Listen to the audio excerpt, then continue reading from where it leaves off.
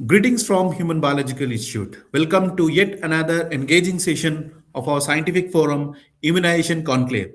At Human Biological, we take immense pride in driving several public health awareness initiatives through our one of its kind platform that is Immunize with Pride. Immunize with Pride is an awareness initiative dedicated to educating the public about vaccine preventable diseases and the importance of timely vaccination. The session features leading experts from across the country who share their valuable insights on a key health topic aimed to raise awareness and promote overall well being of the society at large. Today, we are delighted to have Dr. Rakesh Bhatia from Agra and Dr. Apoorva E from Hyderabad with us to share their expert perspective on parents' dilemma, mandatory, recommended, and optional vaccines. I shall be sharing more about today's speaker in a short while. For the moment, please allow me to share a brief introduction of Human Biologicals Institute.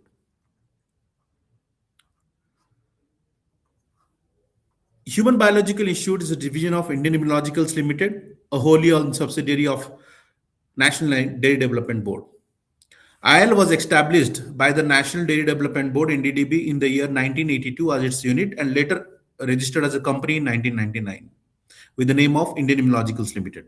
HBI was established in the year 1998 when the Government of India requested IL to produce the modern tissue culture anti-rabies vaccine to phase out the unsafe nerve tissue vaccine.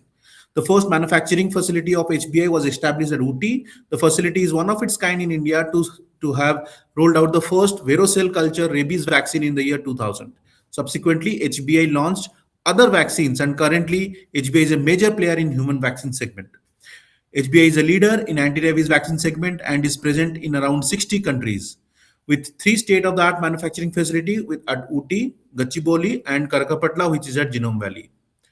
With the vision of shaping global healthcare by spearheading One Health initiative and with a mission to innovate, produce and market quality healthcare products and services to improve and extend lives, uh, HBI believe in providing affordable products with high quality through continuous technological innovations, improvements to meet the customer needs. There are several Indian Immunologicals Limited corporate social responsibility projects. IL has adopted two government schools in the vicinity of Karkapatla in Hyderabad, that is in Telangana. It is providing infrastructure and basic facilities, including a help in the midday meal scheme program. With the help of gift milk program in coordination with NDDB, several thousands of school children have been benefited in Telangana and Tamil Nadu. IL also donated oxygen generation plant to teams Gachibowli. So these are the few key highlights of Human Biological Institute, a division of Indian Immunologicals Limited, which is a One Health company. And to know more, you can visit www.indimmune.com.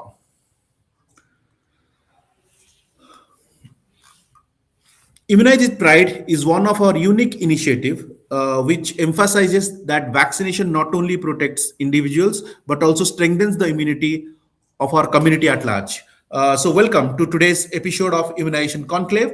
This session is dedicated for a very significant topic. In fact, a very important topic in today's life. The topic is parents' dilemma, mandatory, recommendation, and optional vaccines. It is my privilege to introduce our panelists today, Dr. Rakesh Bhatia and Dr. Apoorva E, who are the leading pediatricians in Agra and Hyderabad. It is my pleasure to introduce Dr. Rakesh Bhatia, a highly respected pediatrician, academician, researcher, and a mentor from Agra. He holds MBBS and MD Pediatrics and is an ex-professor of pediatrics at Agra Medical College. He is a president-elect of the Academy of Pediatric Neurology, UP chapter, and the founder of Agra Pediatric Neurology Forum. His special interests include pediatric neurology, vaccinology, infectious disease, and AI in pediatrics. Welcome, Dr. Rakesh Bhatia. We are honored to have you with us today. It is my pleasure to introduce Dr. Apoorva E, Associate Pediatrician and Director, Apoorva Hospitals, Hyderabad. She holds MBBS, DCH, and MRCPCH and is committed to providing evidence-based pediatric care with a special focus on neonatology with child health and immunization. Welcome, Dr. Apoorva. It is a privilege to have you with us today. Welcome, Doctor. Yeah. Before we start the discussion today, as children grow, parents are often faced with a confusing question: which vaccines are essential? What are recommended vaccines? Which are optional? So, with multiple vaccine schedules and evolving disease risk, information from various sources make the right choice can be challenging. So, we have what can be a best day to have the best panelist today, Dr. Rakesh Bhatia and Dr. Apoorva with us to discuss on this. So my first question to Dr. Rakesh would be to begin with, could you please help parents understand the difference between mandatory and the recommended and the optional vaccines? Why these classifications often create confusions? Good Dr. morning, friends. My great privilege to be a part of this immunization conclave and to explain and clarify some of the issues related to pediatric immunization. A great deal depends on what society are you talking about and what socio-cultural group are you talking about. And this scenario, what is important is to understand that what are mandatory vaccines, what are optional vaccines, and what are official vaccines. Now, a great deal depends on the burden of the disease in that particular segment. There are certain vaccines which across the world are considered important and essential for every child, which includes the DPT vaccine, the polio vaccine, the measles vaccine. This is across the world, not only in India but across the world. And WHO has given a list of about 10 vaccines today which are mandatory for everyone. That is, it's every child's right to receive those vaccines. Now, there are certain other vaccines apart from these 10 vaccines that the WHO recommends, which are given to children across the world, depending on where are they located, in which country are they located, and which part of that country are they located. And these vaccines are generally called optional vaccines. Now, this we are talking from the perspective of the public health. That means we are talking for all the children in that particular country or geographical area. But these vaccines are optional only in the name. Yeah. A particular vaccine may be optional for the entire society, but for one particular child with that particular problem, it may be an absolutely essential and mandatory vaccine. I'll give you an example. COVID vaccine was mandatory because when COVID was there, it was mandatory for everyone because of the risk of COVID and the dangers of the COVID. Today it's not a mandatory vaccine because the COVID has not completely vanished, but some pockets are still there, but it has mostly gone. So today it's not a mandatory vaccine. Today it's an optional vaccine. Now, someone who has an excessive risk of getting COVID vaccination, because some case of COVID has been detected recently in the country in many parts, even in Agra, one case was detected last month. So this has become an optional vaccine today, and those who are at risk of catching COVID will be giving that vaccine today. So this is not a fixed formula for official, optional, and mandatory. But 10 vaccines every child should receive, and then certain optional vaccine which depend on which patient are we talking about. For one particular child who's suffering from chronic liver disease, hepatitis A vaccine is a mandatory vaccine. In addition, certain vaccines which are part of the government's immunization program. Now, this is called the official vaccination, which is part of the national immunization schedule, and this group of vaccine is called official vaccine because government recommends them for all the children. But again, things keep on changing over a period of time. What was optional 10 years back may become mandatory today, and what is mandatory today may become optional after 10 years. So this keep on changing. But important to remember, official vaccines are those which the government of India prescribe for all children in the country. Every child should receive it. Mandatory vaccines are those which WHO says that all children in the world should receive, and optional vaccines depend on the context. that which particular child, which particular population we are talking about. For example, if you're talking of the eastern part of the UP, in Uttar Pradesh, there's a pocket where Japanese encephalitis is rampant, and there Japanese encephalitis vaccine becomes mandatory for all children because they are at great risk. So it depends on context and situation. True. Thank you, doctor, for clarifying that. So, Dr. Apoorva, many parents assume that optional means not important. Uh, why is this understanding incorrect? And sometimes, as doctor said, it can be sometimes when it's optional, it can be mandatory. Like we have a Japanese encephalitis in UP. So, what is your take on this? The term optional is often misunderstood. It's like Yeah. a misconception. Parents assume that optional means it is not important or not necessary. Actually, optional, the term is more of a programmatic term and not a medical term. Meaning, it means that it is not included in the government's vaccine program. It does not mean that the True. vaccine is less effective or the disease is harmless. For example, even though flu vaccine is an optional vaccine, it still protects against all the serious complications of viral pneumonias, which were rampant last year. So it doesn't mean that the vaccine is less effective or the disease is harmless. That is usually a misconception of the patients. The reasons these were not included because of the cost constraints, the budget the government has, or the disease burden being less when compared to the other diseases. So it is necessary that the parents understand that these vaccines are important even if they are not government funded. Optional doesn't mean not necessary. They are as important as the other vaccines. Now, relative question we'd have in discussion with Dr. Rakesh can take care. Doctor, who decides this vaccines considered mandatory versus optional? And now, which source parents should rely under to understand that when the vaccine is optional and which it is mandatory? In our country, it is the government of India through its Ministry of Health and Family Welfare which decides that which vaccines are mandatory. And this decision is taken with the help of a group of experts, which is called the National Technical Advisory Committee of the Government of India. Now, this group of experts confer with each other, take into account the prevalence of the disease in the country, how common that disease is, what is the disease burden, how many children are affected, how serious the disease is, and in accordance with this, the government designs a national immunization schedule.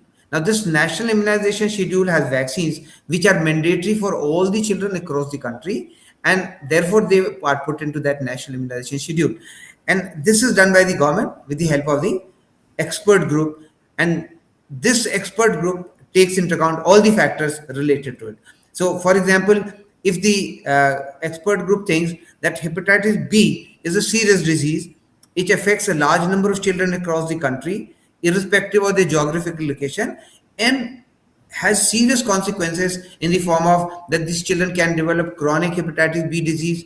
Some of these children may develop hepatic failure. Some of these children may even develop cancer at a later stage. So then they decide that this disease is serious enough to be included in the immunization schedule, and you provide the hepatitis B vaccine to all children across the country. So this decision is taken in accordance with the disease prevalence, disease burden, and also the overall impact of the disease on the society. And which should be the right source for the parents to go for this disease, understanding the optional and which is optional and which is mandatory. What is the The, right the, source? Yeah. the best disease the understanding mechanism would be to consult your pediatricians as far as the children are concerned, because your pediatrician is in the right situation to explain all these mandatory optional and official things to you, because he is the one who's the expert on vaccination. And this reason is important because parents often get confused because government prescribes a certain number of diseases for vaccination, but there are many other diseases which are prevalent in this society. For example, I gave you the example of Japanese encephalitis. Now, Yeah. Japanese encephalitis, people living in eastern UP should have Japanese encephalitis vaccination because this is very rampant in that area. For example, a child who has bronchial asthma, he needs flu vaccine because he can develop serious complication of the flu infection. Now, Here, your pediatrician is in the best position to advise you, but on the whole, the parents must follow what the national immunization schedule is. In addition, your pediatrician will take into account what is very important for your own particular child. A child with chronic liver disease will need hepatitis B vaccine. A child with bronchial asthma will need flu vaccine. So these decisions are taken in consultation with your pediatrician so that your child is protected, because they're two different things. One is to protect all children in the society as a whole, which is our the public health perspective. The second is the Yeah. protection of that individual child. So as pediatricians, our responsibility is to protect that particular child. For example, we might say that, suppose a pediatrician in Maharashtra, in Mumbai, will say to the mother that Japanese bee encephalitis vaccine is not essential for your child. But if a child is in Gorakhpur, then his pediatrician will say that this vaccine is mandatory for your child. So it depends on the area you're located, that is the situation of your child, what are the health problems of your child. So for all children, vaccination recommended by the government of India is mandatory, but optional vaccine depend on case to case, depending on which child you're talking about or which family you're talking about. Thank you, Dr. Bhatia, for being so candid and clear for this. The next thing, as we proceed, by 28th July, will be observing World Hepatitis Day. So, Dr. Apoorva, where do hepatitis A and hepatitis B fall in mandatory or optional spectrum today, and why parents should treat these two diseases very essential? Because what we feel in the in grounds, people understand that if they have taken hepatitis B vaccine, that is enough for all the hepatitis. Yeah, lot of parents who come to me, they have this confusion. They go to the government, they take the hepatitis B, which is a part of the mandatory schedule, and they say हमने already hepatitis B injection ले लिया. Lelia. The parents have to understand that hepatitis A and B are two different diseases. They're caused by two different viruses. Hepatitis A, unlike hepatitis B, is transmitted through contaminated food and water. It is very, very common in India.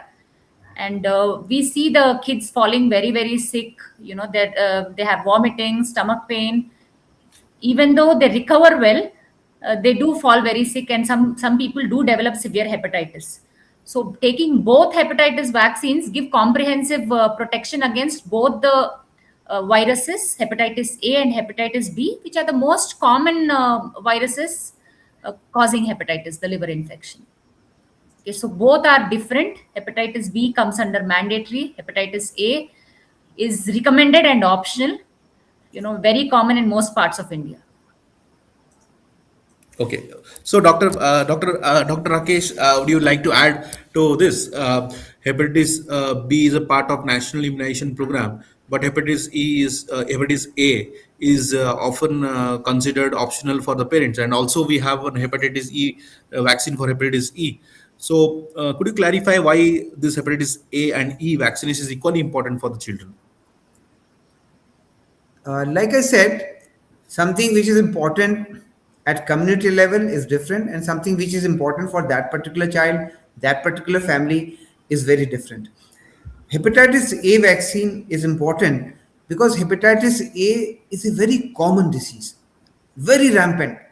We are right in the middle of the hepatitis A season today because the monsoons have arrived, the food and Yes. water get so contaminated easily, and the viruses spread very rapidly in this season.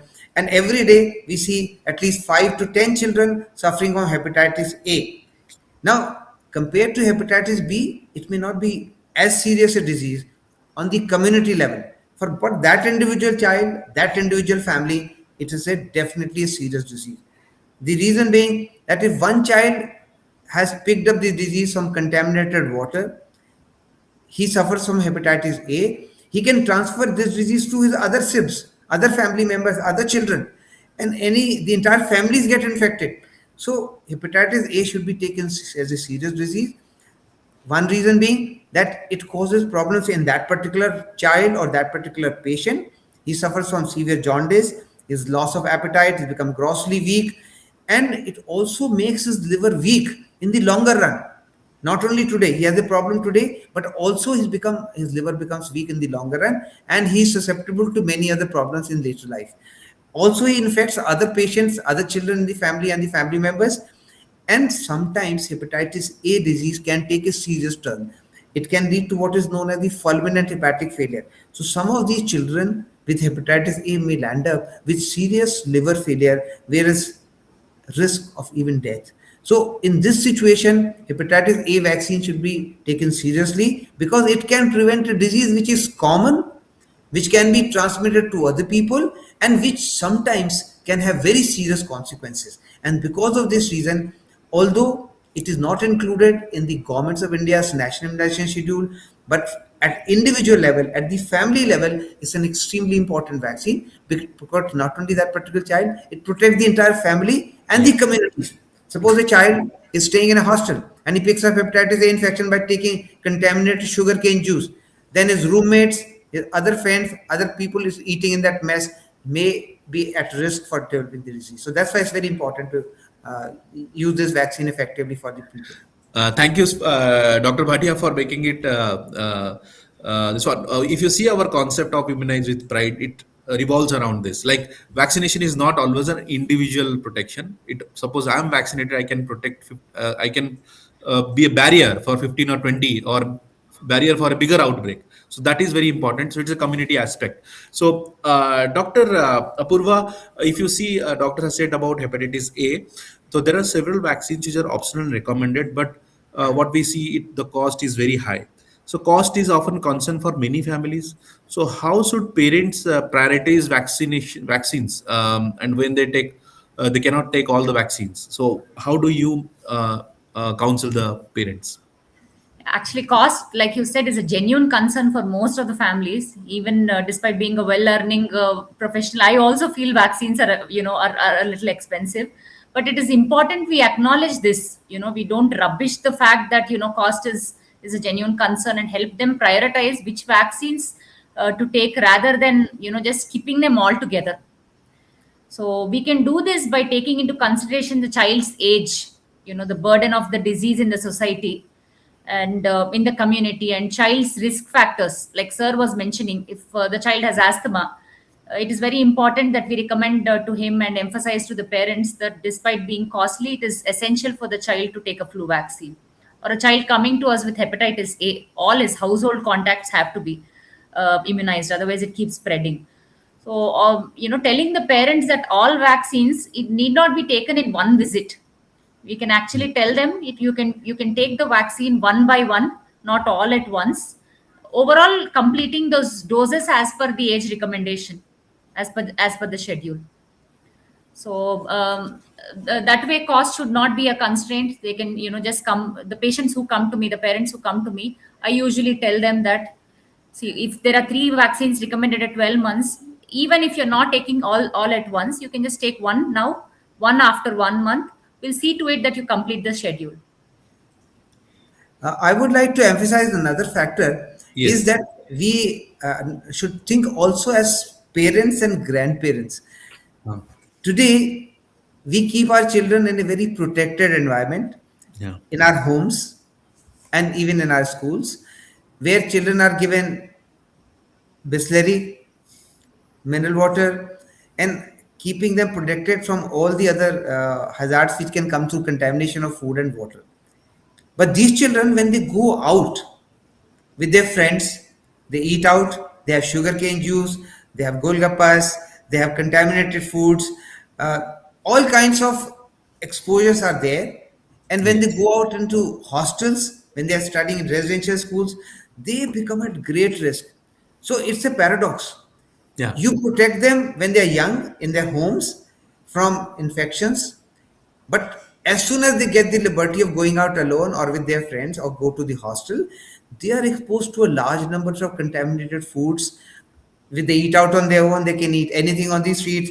So that street food is quite often contaminated, especially in this season.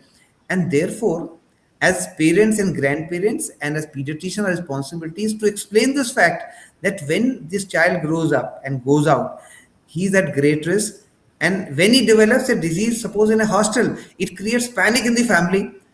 parents get so disturbed, the child loses precious time in the school and the college, and the family is suffering because of these sequences. So this fact should be explained to the families and to the parents, and we must ensure that these kind of infections, especially hepatitis A, they should be protected from, so that they don't suffer from the consequence, because you can't control their behavior, but you can at least protect them by giving the right kind of vaccine. So this is an important factor which people should keep in mind.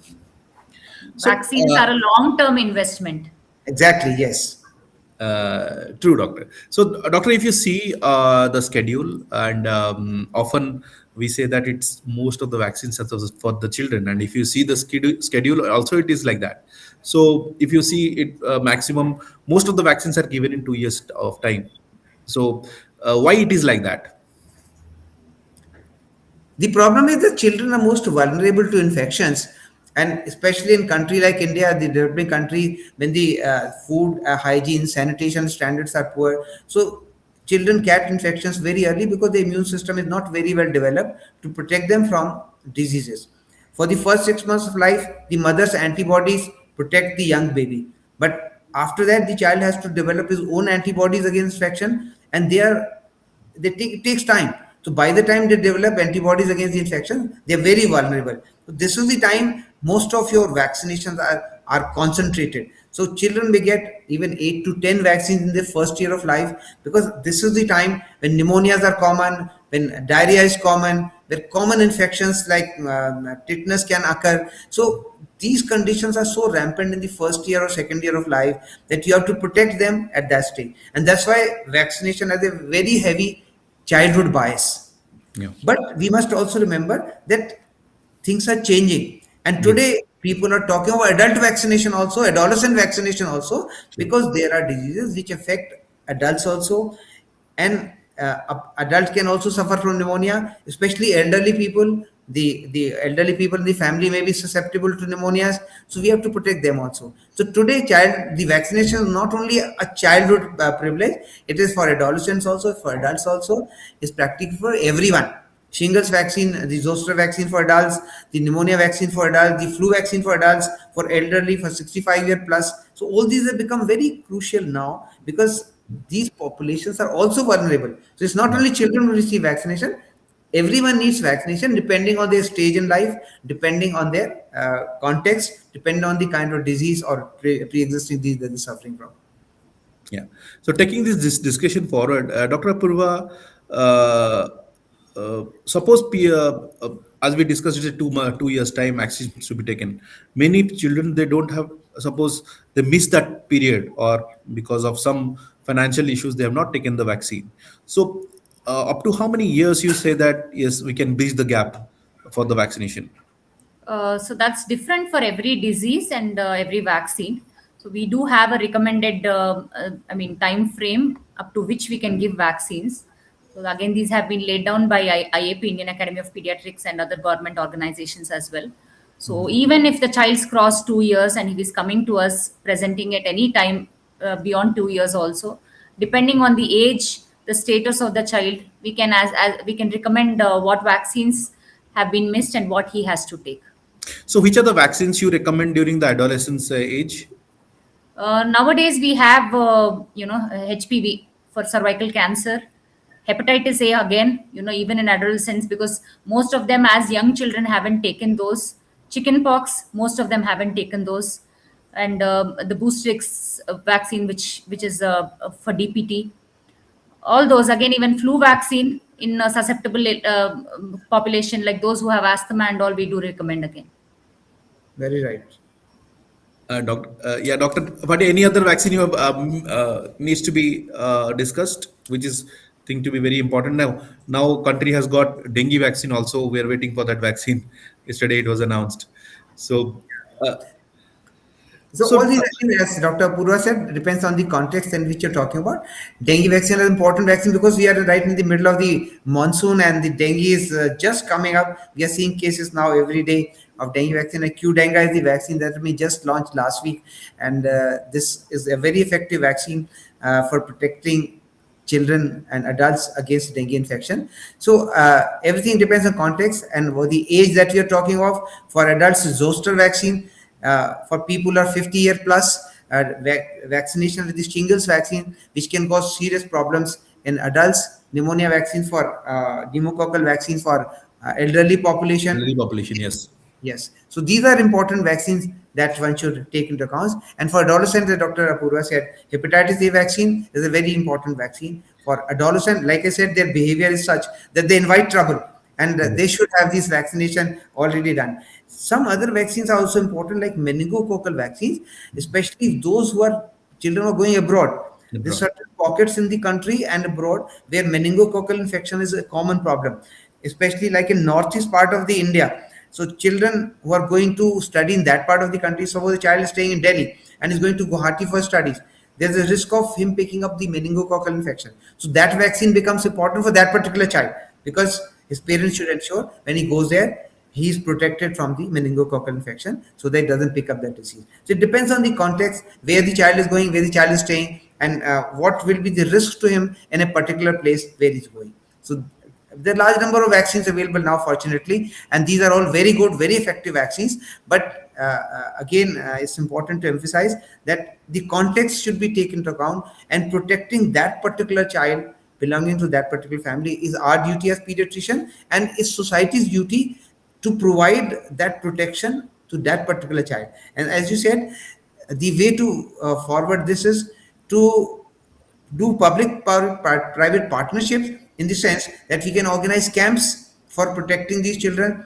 The companies can give subsidized rates for the vaccination. We can fix up a particular day, that on this particular day we are going to give hepatitis A vaccine to all the children who have not been protected, and we will get a subsidized price. So fix a hepatitis day. Your company can also take that initiative, that on the World Hepatitis Day you organize a camp across the country. Pediatricians in their clinics or at government hospitals, you can give hepatitis A vaccine to all the children. So that way the entire community gets protected. So it's not only a question of the individual, it's protecting the whole community. By protecting community, you protect the individual, and by protecting individual, you protect the community. So it works both ways.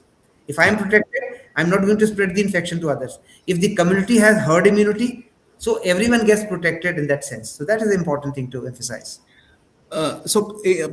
When we discuss these vaccines, like whether it's pneumococcal or meningococcal or chicken pox or hepatitis A, it becomes a costly affair, and we see that majority of the population, they are not cannot afford it. So if you see in the rural town or maybe in the small towns, so this is very general question, like being practitioners. So how what steps you take for is ensuring that it is affordable, as suggested by Dr. Rakesh. He said that we organize camps. So any other thing which really helps for these people, how they approach to the petitions for vaccines?